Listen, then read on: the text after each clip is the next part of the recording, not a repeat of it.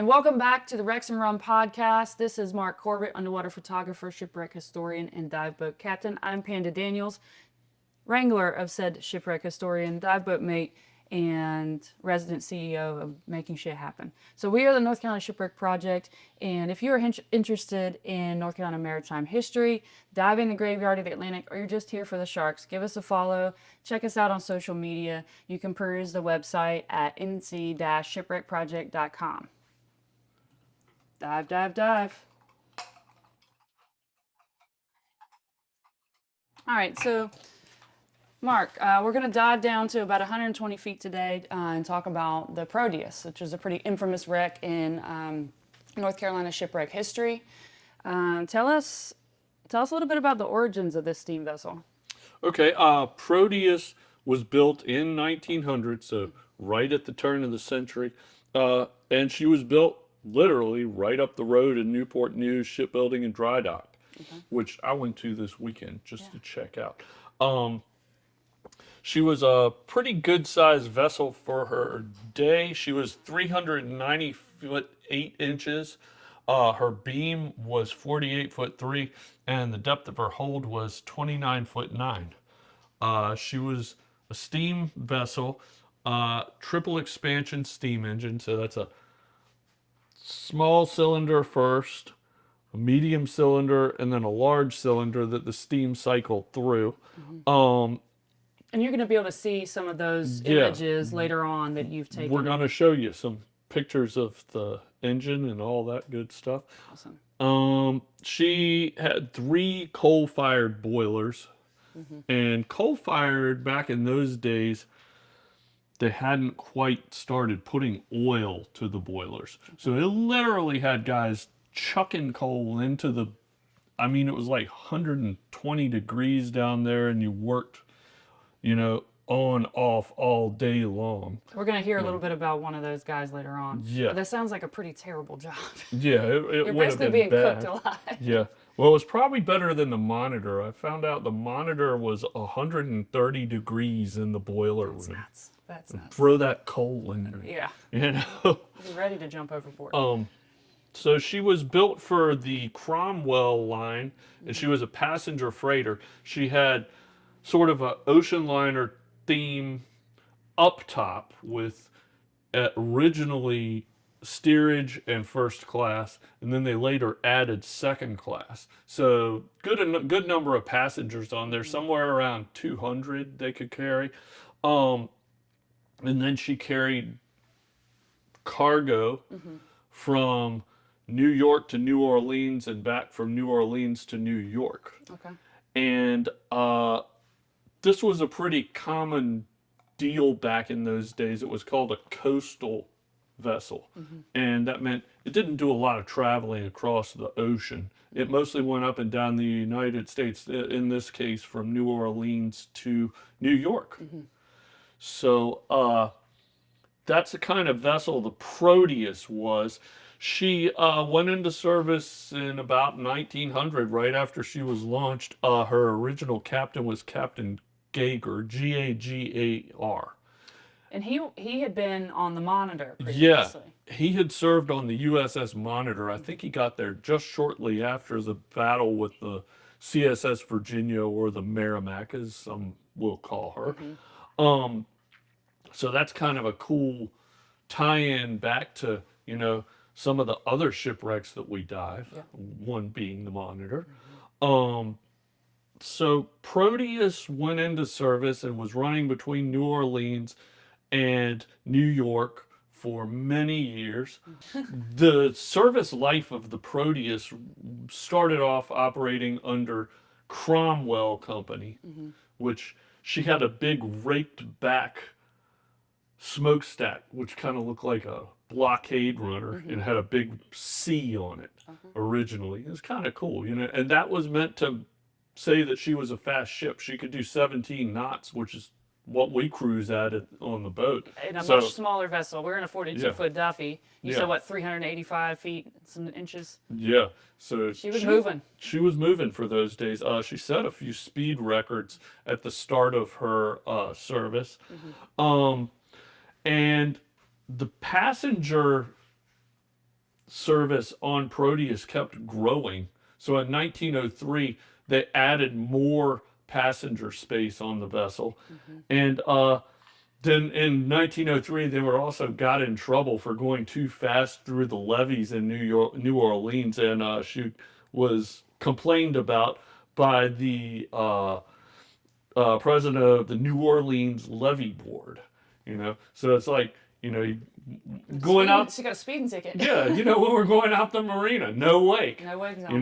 They were She was rolling. busted for no wake. And then some cool stuff that the Proteus did. She I think it was 1907, got put on the Havana to New Orleans line for a while, which Havana was a hopping town back then, and Cuba was like a big hub between Central America, the United States, and in Europe. So a lot of goods would trade through Cuba. Like they'd go in on one ship and come off on another, going where they were going or coming in.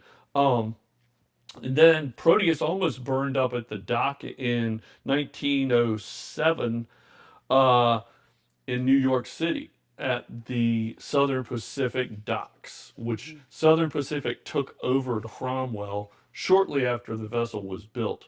And their pier went up in flames. Is this when she had a load of cotton going in? Yes. So it was basically like a bunch of wicking everywhere? Yeah, they were like spraying water on the ship just to keep the cotton from going up in smoke because she was unloading it. And they pulled Proteus and a couple other ships away from the dock, and she didn't burn up, but it was real fortunate because with all that cotton, she could have easily caught on fire. Right.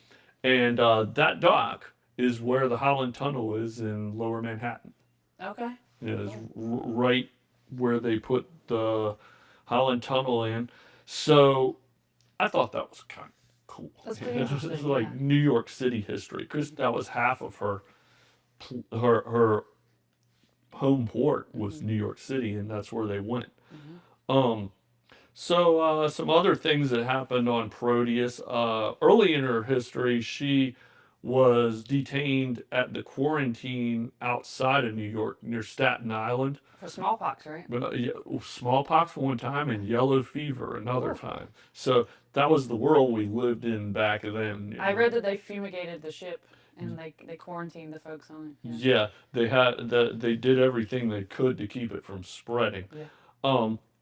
So then Proteus was in a lot of storms during her career, and there's one story that I was reading that was pretty cool. It was like everybody was seasick. Except 4 dudes. Except for 4 dudes. Except for 4 dudes. They got the whole ship. They were up in the smoking lounge or something. Yeah, that would be me, right?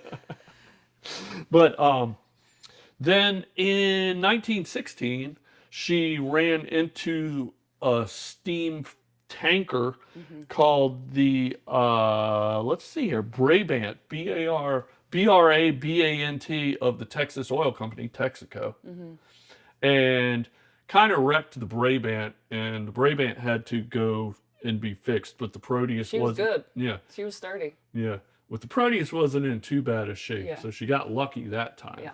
But about 2 years later, Proteus was running at night. And all the ships at that point were running with no lights. Yes, this was World War I. This is 1918, Yeah. and the Germans 2 weeks before Had taken out the light vessel 71. Right. So they were running, zigzagging, and running with the lights off. And unfortunately, another vessel called The SS Cushing? the SS Cushing was doing the same thing, headed the other direction. They zigged when they should have zagged. Yes.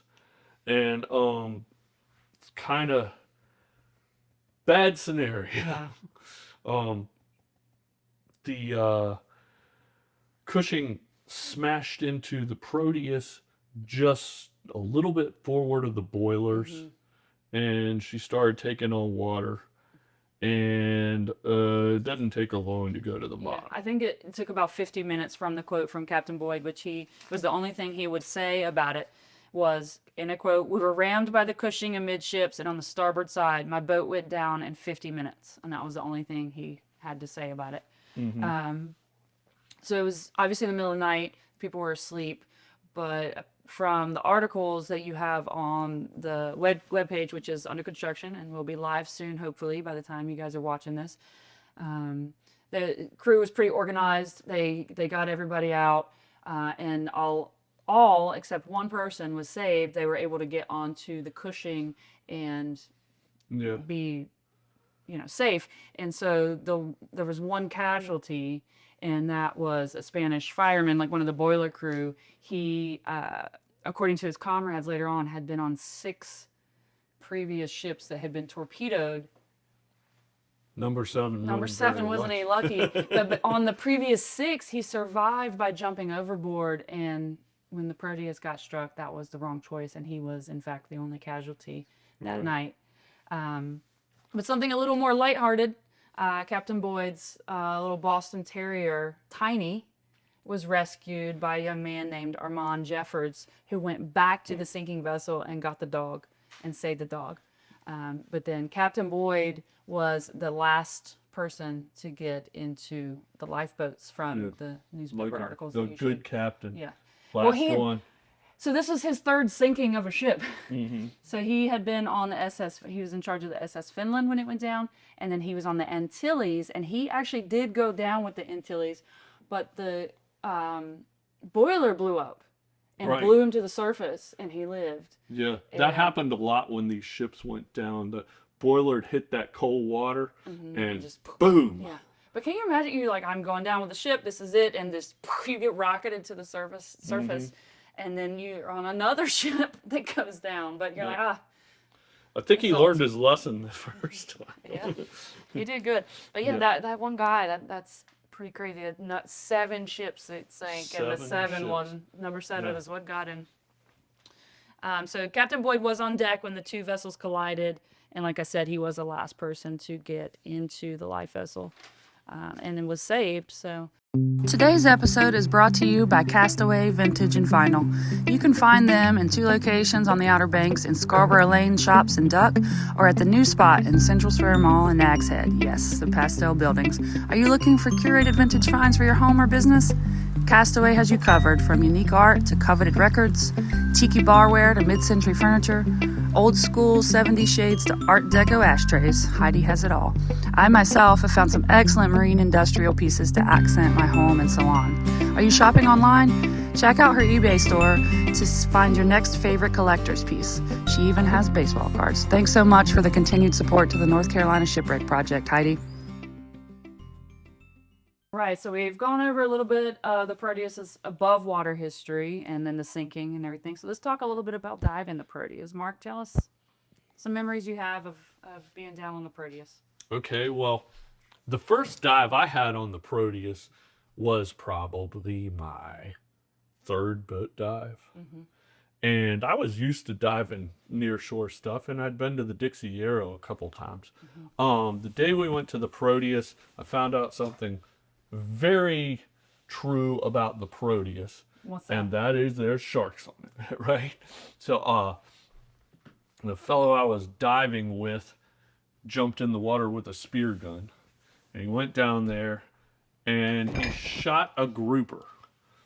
And he shot a grouper with a bunch of sharks around, and they woke up. You know, lots of times I like to say the sand tigers are almost asleep. They just kind of like signals, they're just current, you know. But they woke up, and I immediately noticed, wow, these sharks are swimming in circles. And then the first time I'd ever had it happen,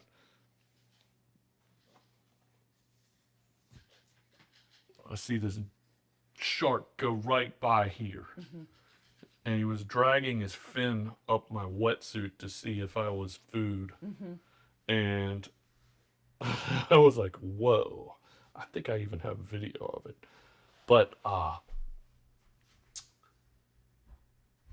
chilled out, kept diving, did my dive, had a good time, but that was the first time I ever had a shark do that. Then I've had some pretty good dives on the Proteus. I was there the day they found the stern bell. That's a heck of a day to be on a shipwreck Yeah. when they find a bell. Well, what had happened was, I believe in the winter of 2012, the steering quadrant, which is the big gear that turns the rudder, the stern was sitting up until 2012 winter. Okay. It fell over towards the port side, and it's like it is now with the rudder going down into the sand here and the steering quadrant here.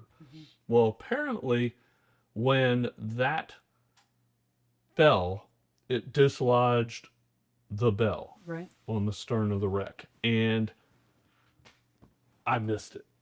I was the first person down. I tied the hook in, and then swam around and shot pictures. And I was like, "Wow, the steering quadrant fell over, the rudder fell over, everything's going sideways." So I took a bunch of pictures of that, and I actually have a picture of the bell. But you didn't like I actually didn't see it with see your it. eyes. You saw it No, with your camera. and my friend Alan found it. So that's real quick. That's a real good example of not taking a camera when you're unfamiliar with something, or if you're newer to diving. Maybe not unfamiliar with the wreck, but Right. if you're newer to diving, that's how hyper focused you get on that screen versus what's actually in front of you. That is true. Although I never did that. Yeah. I've had a camera Yeah. the whole time. Yes. I even did my technical training with a camera. That's not But- what we're trying to promote. Honestly, though, But if, you had a whole if you different. slow it down Yeah. and work with the camera the whole time, You had It a worked. whole different experience with your dive training initially, especially when you're open water, than what is going on today. You had That is true. semesters Yeah. of dive training versus like a 3-day course. that is true. So I would like to point that out, the difference of, what dive training you had versus what's going on now. Yeah. Right. And I have always carried a camera for the most part. To me, it's like, why bother if you're not going to bring something back? Now, we're going to talk a little bit about some of the stuff that you've done on the Proteus. Well, I'll And- tell you a little bit about my first dive. So it's in the realm of things you probably shouldn't do. The Proteus was my first Hatteras dive. And now historically, back when, the heyday of the Proteus diving in the 80s and 90s, 120 feet was deep. Yeah. That was deep, right? Like, It was. Everybody thought it was really deep. And it was kind of a dangerous wreck. And, So I was very fortunate that day the Proteus was kind to me, Atlantic Ocean was kind to me. It was excellent conditions, incredible visibility, and people afterwards were like, "Oh, what did the shipwreck look like?" I could not have told you at all because of the sharks. And this was the first time I had dove really with any sharks of any sort of number. Now I had done some preparation diving in St. Croix, and I think we saw a sandbar off in the distance. But I didn't really know how I was going to react to the sharks. I've always loved sharks, but loving sharks up on dry land is different from loving sharks face to snoot, or whatever you want to call it. Well, I unintentionally, my eyeballs were probably as big as saucers, and I unintentionally just shot towards them because I was like, "Oh my God, this is so cool!" And I scared the sharks initially, but there were so many of them you couldn't see the wreck. So you swam towards I the swam sharks. towards the sharks. If that Excellent. tells you anything about me, straight to them. So it was an incredible dive. I did my safety stop upside down, but I did my safety stop. I had forgotten that you have the butt dump to pull in my air, in my jacket. BC at that time got up. I was like, I could not get myself not upside down. Oh, my. Yeah. So that was the point when I was like, okay, I need to slow down. I need to go back and really reconfigure my gear and my buoyancy. But I have got to do this again. That was dive number 11, first dive out of Hatteras, and I was hooked. That was the one, that did it for me. And I couldn't have told you a single thing about the shipwreck. It was covered in sharks. Well, I got a good story about sharks on the Proteus. Yeah. Usually there's a bunch of sharks on the Proteus. Yeah. And one day we got down there and no sharks. Where are the sharks? So I Which did does my happen dive. occasionally. Yeah. Occasionally it does. They're elsewhere. So I do my dive, I come up, and I was going to untie the hook was my second dive. You know, I tied it in on the first and was untying it on the second. That's how it worked on the under pressure. I got down, did a little dive, still no sharks, you know, and the fish are all like congregating kind of in a weird way because there were no sharks like around.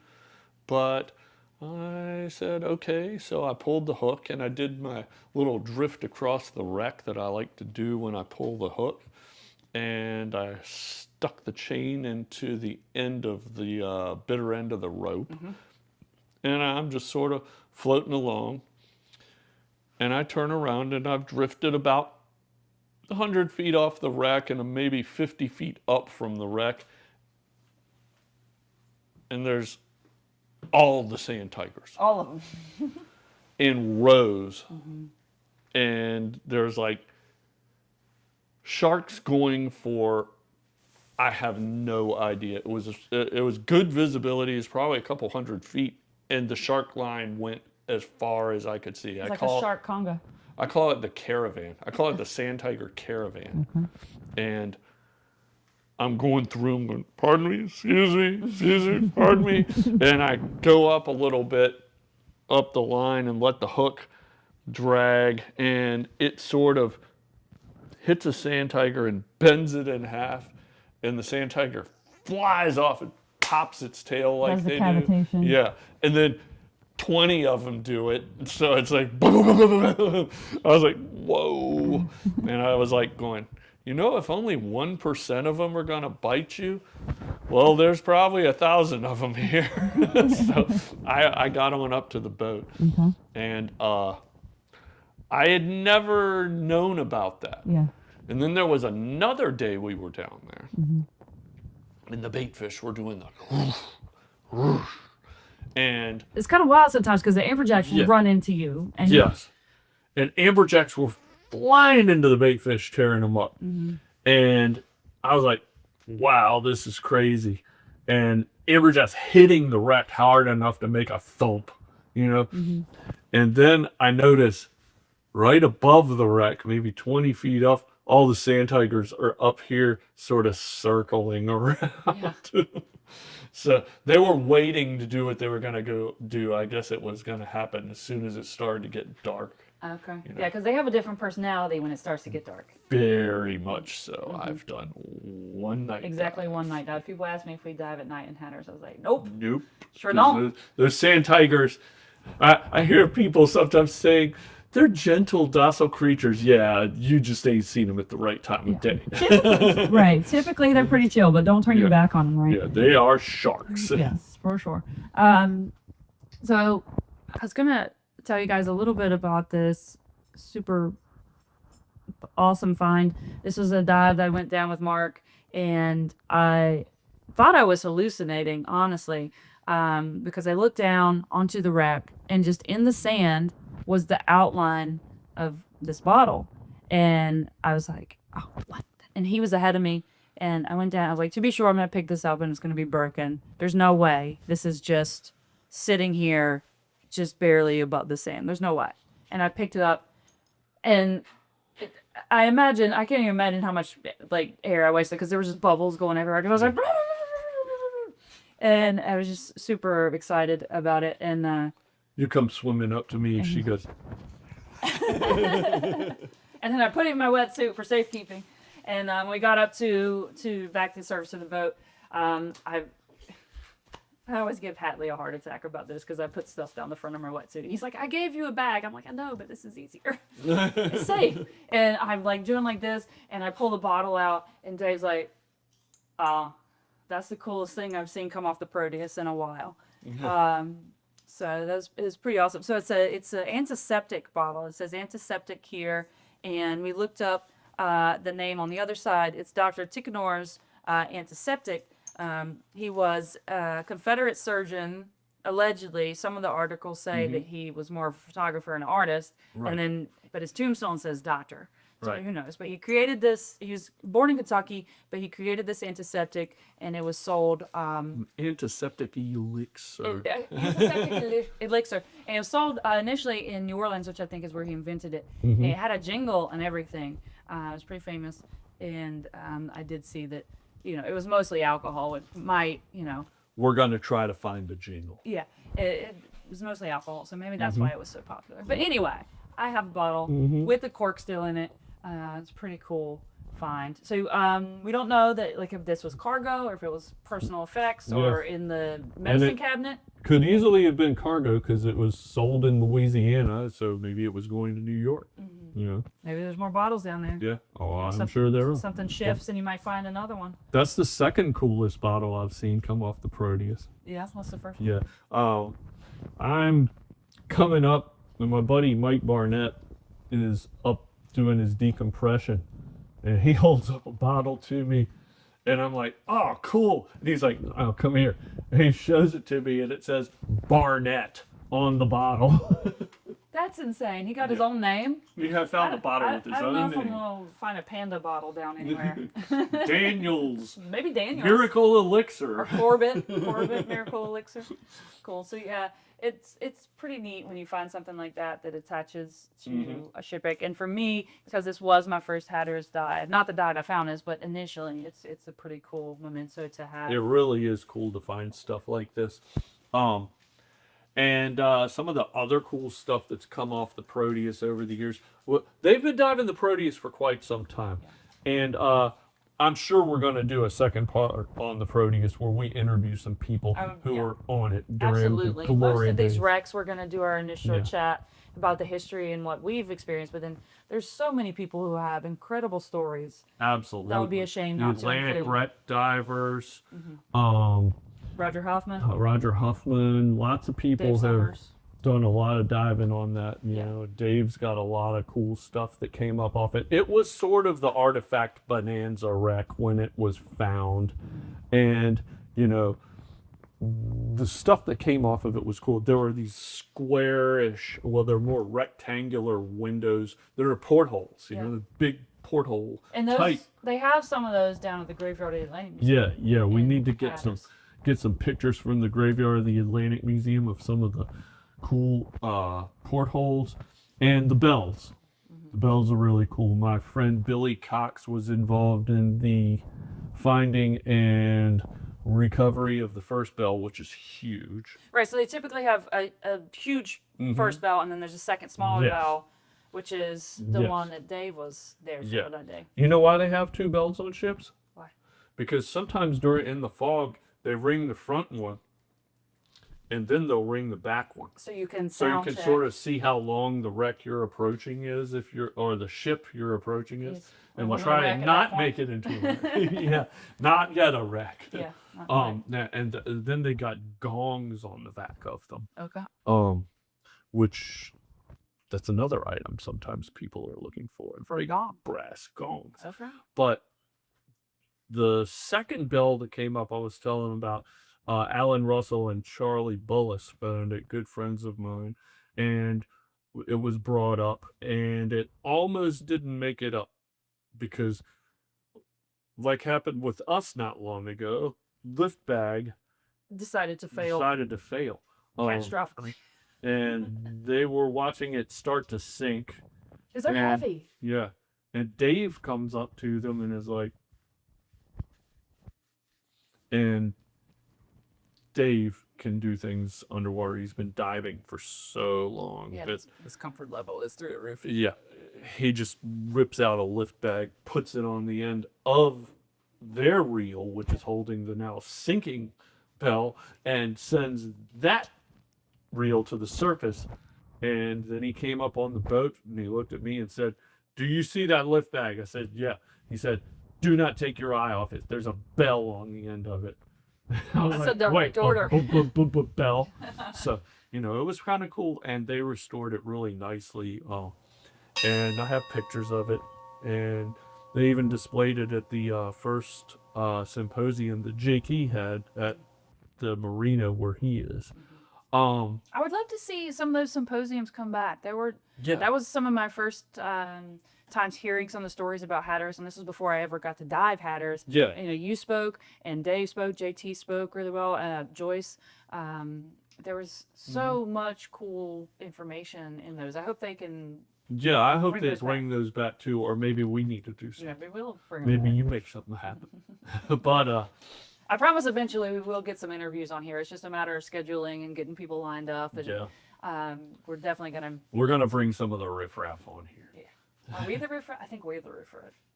Mm. You guys can decide. We finally got back on the boat. We had kind of a fouled out fall last year and barely got any diving in Yeah. August and September. It was actually a long time for me to be out of the water. I had a surgery over the winter. We went and did some quarry work, make sure all our gear was working. And then we finally got back onto the lion's paw, not this past weekend because we got blown out, but the previous. So we were 2 for 6 at this point, which is about par for the course for Hatteras. Right. So I always recommend people, you know, if it can be disappointing because we do get blown out, but that's why it's called the graveyard of the Atlantic. Yes. It has its own peculiarities, if you will. Yes. And that's why it takes a lot of stamina, and you have to be able to take some bad news because I mean, the Atlantic's the reason the ships are there. Yeah, I mean, we've got out of that. We've got as far as, you know, what you and I get up at 4 and we go down to Hatteras, about an hour 45-minute drive before we even get to the boat, before customers, and then, you know, we get everything ready. We get on board. We get fuel if we need it, and then we go out of the inlet. And then I mean, we've made it almost the whole way out. You know, crazy storm will pop up and we have to turn around. So, you know, I like to talk about all the awesome stuff about diving Hatteras, but I don't want to misrepresent and say that that's going to happen every time. But when Hatteras is on, it's world class. It's so good. It's so good. absolutely. It'll blow your mind. So we finally got back on. You know, Saturday was sort of a shakedown day. At the end of it, I was like, why do I do this? This is so much effort. And then Sunday, I was like, this is why. Okay. You know, you just get back in that groove. I lost my sea legs entirely. I think my hair may have matched my face. She was turning green. And I was like, you okay? But so yeah, she just did good. getting things going. You know, you had some equipment issues, even though we tested it. Yeah. Even though we tested everything that we serviced over the winter in the quarry, you know, stuff happens on a boat. You're 15 miles offshore. You got to be prepared. So we swapped out the regs. We got it People ready. were like, why do you own 15 regulators? I'm like, because plastic breaks. But yeah, we swapped that out. We got in the water. I had some issues clearing my ears. I brought a little bit of fluid in my ears. So those are things to take into account. It's not always a given that just because you're there, you're going to go or going to be, everything's going to be just right. Fortunately, you know, I was able to go down, you know, slower than I normally do, and I was still able to dive and not push it. Yeah. You don't ever want to push past any kind of pain in your ears. That's for sure. I do. But yeah, getting back in the water, it was about damn time, quite honestly. Yeah. So It was a nice weekend. it was good. And then Sunday, somebody turned on the wind machine and the current kicked up. Yeah. And it was probably about a knot of Yeah. current We had a on the real engine. knot of current. Yeah, so you're hanging on for, you know, not quite dear life, but you knew that you were staying close to the wreck. And we had 2 new to Hatteras divers who actually did a really excellent job. They were They definitely certainly do. welcome back as their first time diving Hatteras. They're used to diving in the James River. Yeah, So they're like looking at stuff like this. So anything, when they're diving in and out of current with visibility, that's easy for them. yeah. But, you know, they had, you know, the one guy was like, hey, that humbled me. You know, I was not going to be the guy that got blown off the wreck. And it's like, I appreciate you recognizing that, because some people will, you know, sort of blow off like, oh, it's not that bad, and like Let go. let go. And that's not what you need to do. So it's good to get back on the boat. It's good to get back in the water. Definitely looking forward to what I hope is a good season. This is the added part of it, really, like for the surface time, is to be able to share this and talk about the stories and bring that stuff to life while we're not actually in the water. Yeah. So that's pretty cool. Yeah. we Like got I've said something- many times, all of it's diving. You know. So speaking of which, I think you have something pretty cool. Yeah, to we've share got with some us. pretty cool stuff here. My friend Dave Edginson from the Atlantic Wreck Divers, the infamous Atlantic Wreck Divers, Procured these from the Mariners Museum Library. And what we have here is what most people call blueprints, but they're actually called general arrangements. Another thing Barnett let me know. When it's a ship, that's a general arrangement. General arrangement. It's not a blueprint. And like ships and buildings, the big ones have big blueprints. So General arrangements. general arrangements. So we're gonna share This is those some with you big guys. general arrangements. So this is it. These are the general arrangements. So What are you doing in steerage, Lava? So I've been wondering how long these are. Ooh. Could you imagine drawing a set of plans this big?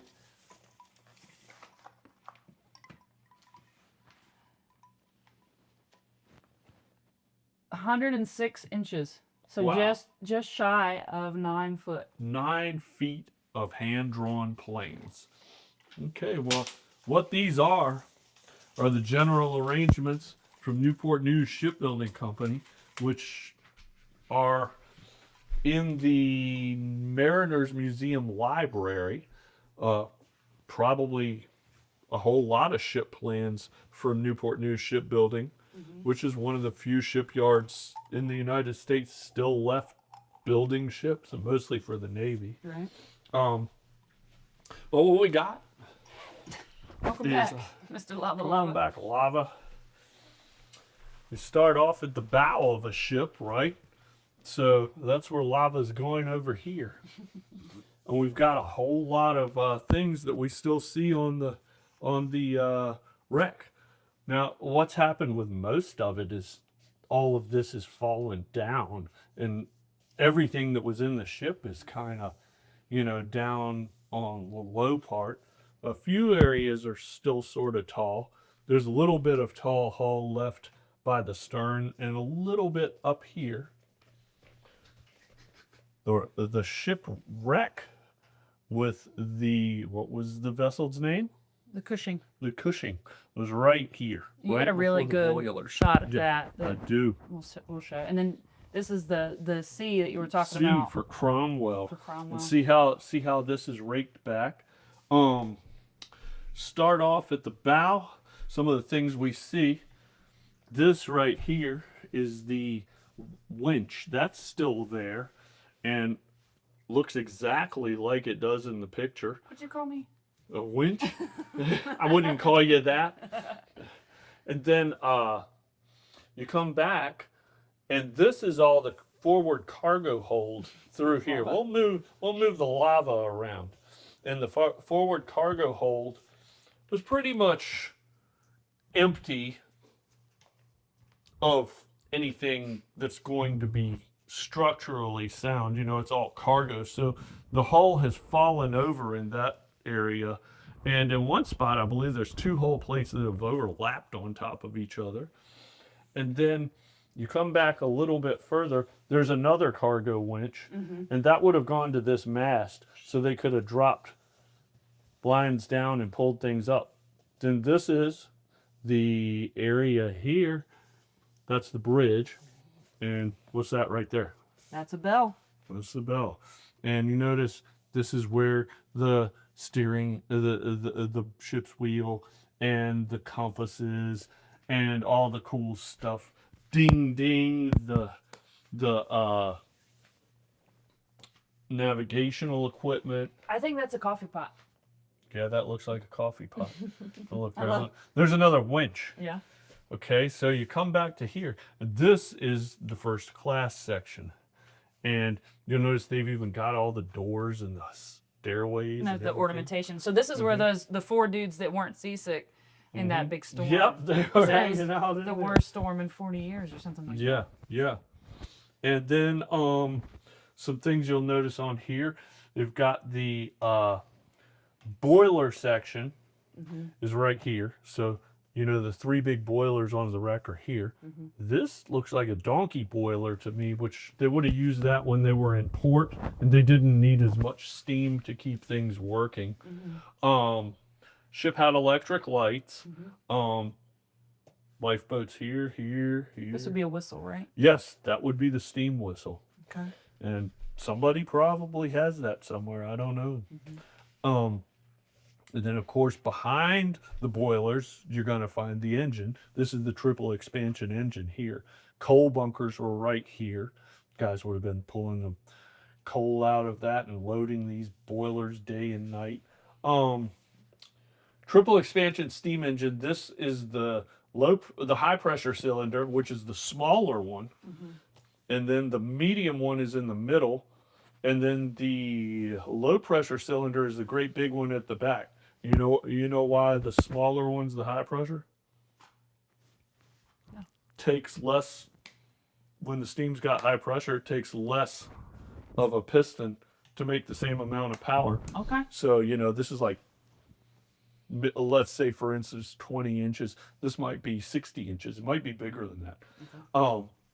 But these on the wreck have fallen over towards the port side of the wreck, and these are busted up. Okay. And the steam cylinder in the back is actually cracked and shattered. And what I think that is from is when they were dropping depth charges during World War II, I believe. They suspected maybe this was a submarine? Yeah. Okay. And Gary Gentile wrote about that in one of his books, and he said that they found that what they thought was the Proteus was actually the British Splendor, but I think this is evidence that this was also depth charge. Okay. All of this stuff down at the bottom of the engine, like the crankshaft and everything that was driven, is lying on its side now, and this is a big jumbled mess, but I just noticed there's like a condenser pump here and that sort of stuff. And that's what that giant jumbled up mess of the engine is. And this pipe right here is actually pretty evident on the engine. So then coming out of the engine, you've got there's a flywheel right here, and then thrust blocks. And what the thrust block was, picture you got the prop down here spinning, so it's pushing forward into the ship. So they could keep that from coming forward and Exactly, yeah. So it's like, so it wouldn't push the crankshaft out the front of the engine. And these are great big heavy thrust blocks here. And then the prop shaft comes down, and you've got bearings every so often. And this is where one piece of prop shaft connects to another. These little areas here. And then of course it goes down to the prop. And on the Proteus, that's one of the most cool looking things on the whole wreck is the prop and this big rudder. They've of course fallen over onto their side. Yep. And then above it, if you look right here, you can see that's the steering quadrant, which it just looks like a piece of something going sideways there. You don't see the round part of it. right.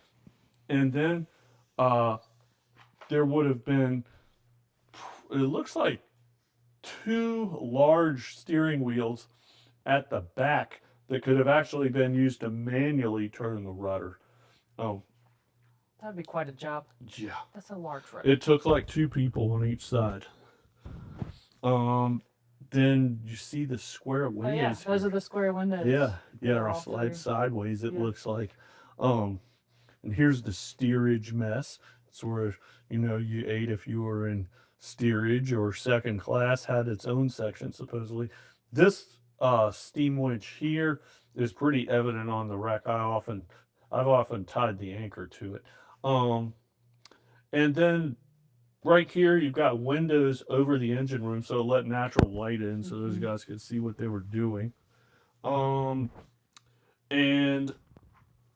when you look at these sort of things, you can use it to find your way around on a shipwreck if you've looked at this before and you start seeing certain items, They're recognizable. Yeah, you see anchors up at the front. Well, you're on the bow. You see a prop. You're at the stern.